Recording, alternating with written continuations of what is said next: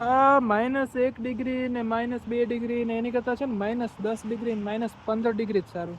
શું કામ હું તમને બતાવું. જુઓ અત્યારે ટેમ્પરેચર છે 0 ડિગ્રી ને +1 ડિગ્રી, અને એના લીધે જુઓ આ જે સ્નો હોય ને ઓગળો છે. હવે જ્યાં જ્યાં સ્નો ઓગળો છે ને ત્યાં બધે આવો પાણી થઈ જાય. આની કરતાં માઇનસમાં ટેમ્પરેચર હોય ને. હવે મારો રસ્તો ખુલી ગયો છે, આમ જુઓ બધે ઓગળેલું છે ને, તો જવામાં બહુ અઘરું પડે છે.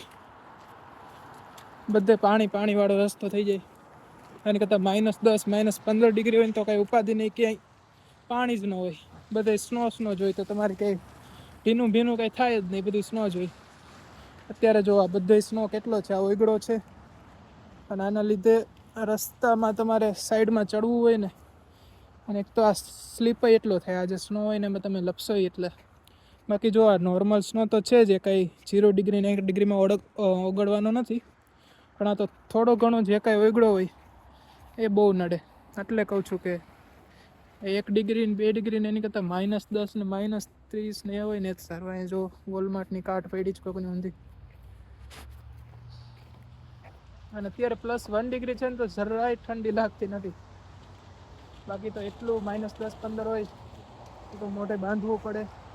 અત્યારે +1 ડિગ્રી છે. હું જસ્ટ બસમાંથી ઉતરો, મને લાગ્યું ઠંડી લાગશે એટલે મેં મોઢે બધું બાંધ્યું, પણ કાઢવું પડ્યું, ગરમી થવા માંડી. બાકી તમે કોમેન્ટ કરીને જણાવો અત્યારે કેટલું ટેમ્પરેચર છે. જ્યાંથી વિડીયો જોતા હોય ત્યાંથી સિટીનું નામ ને ટેમ્પરેચર જણાવો મને કોમેન્ટમાં.